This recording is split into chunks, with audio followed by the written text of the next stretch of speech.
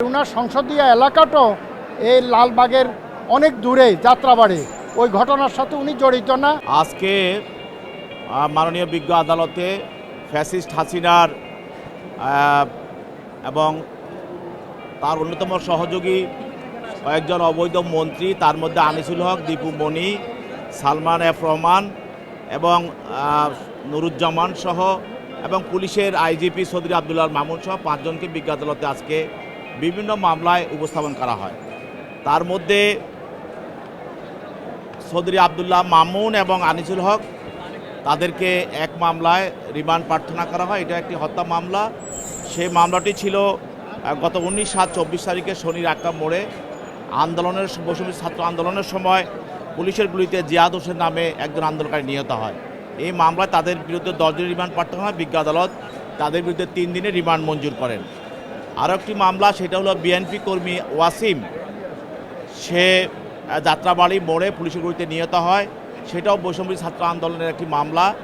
এই মামলায় আনিসুল হকের বিরুদ্ধে 3 দিনের রিমান্ড প্রার্থনা করা হয়, তার বিরুদ্ধে 3 দিনেরই রিমান্ড মঞ্জুর করা হয়।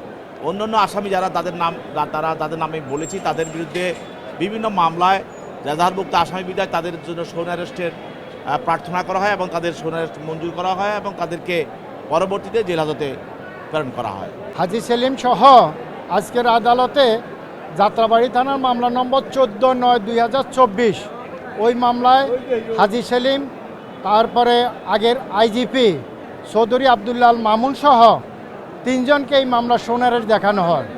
আদালত এই মামলার সৌন অ্যারেস্ট যেটা আছেন, ওনাদেরকে সবাইকে এই মামলার সৌন অ্যারেস্ট দেখানোর এটা মঞ্জুর করেছেন। আর ওই মামলাতে আমরা হাজী মোহাম্মদ সেলিম সাহেবের জন্য একটা জামিন চেয়েছিলাম।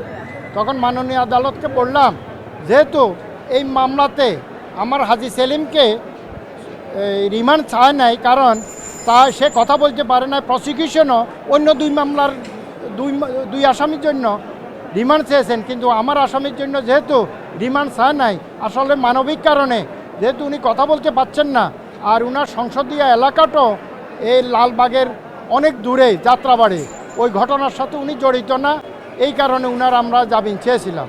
তখন মাননীয় আদালত শুনানির পরে বলছেন যে এই বিষয়টা 2:30টার সময় এটার একটা সিদ্ধান্ত দিবেন।